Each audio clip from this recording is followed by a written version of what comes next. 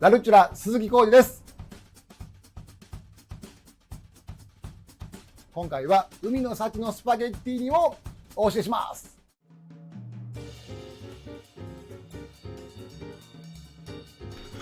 ニンニクと、オリーブオイルと、鷹の爪入れて、ここから火をかけますね。はい、まずニンニクを焦がさないようにしてください。弱火でじわっといきます。結構ね、僕師匠がナポリ人なんで、ナポリ料って結構こういうベースが多いんで、これさえ覚えておくと、なんやろ、ペペロンチーノもこんなんやし、あとはボンゴレもう今から今日は海の幸ですけど、イカとかエビとか入ってますけど、そのイカとかエビとかなしにして全部アサリにしてもらったら美味しいボンゴレビアンコができます。でトマトがあんまりボンゴレビアンコとかロストとか言いますけど、向こうにはあんまないので、なんやろ、アサリのスパゲッティっていう意味合いで言うと、少しのトマトとたくさんのアサリを蒸しにするだけです。白ワインとかはいりません。こんな感じで香りが立ってきたら、まず、イカを入れます。イカをちょっとよくしっかりここでね、炒めてあげてほしいんですよね。アサリが開く時間よりはイカの方が時間かかっちゃうので、こんな感じで絡んだら、エビね、ゴロゴロっと。で、アサリとムール貝を加えて、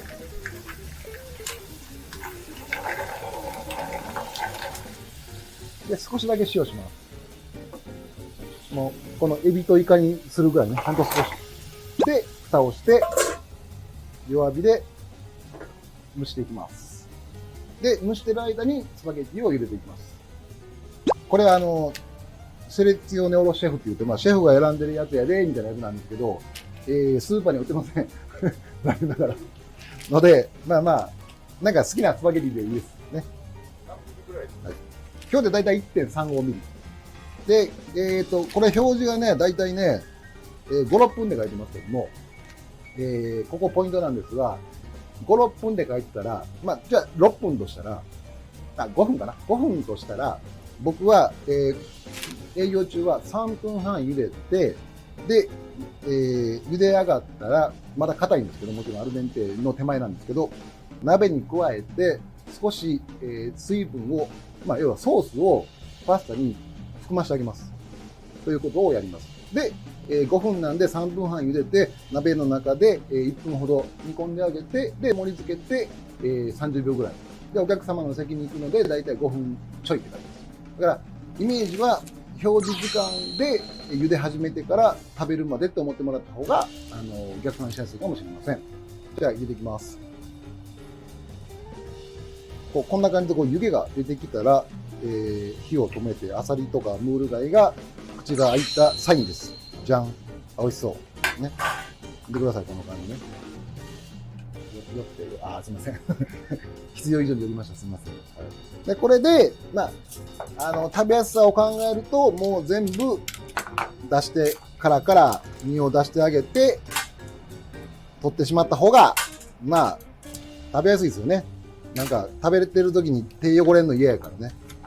だからこんな感じで取っちゃいますけど、絵的には、やっぱり、殻がゴロゴロっとしてる方が、魚介っぽい感じなんで、そこら辺は、あなた次第です。はい、じゃあ、スパゲッティが茹で上がったので、加えます。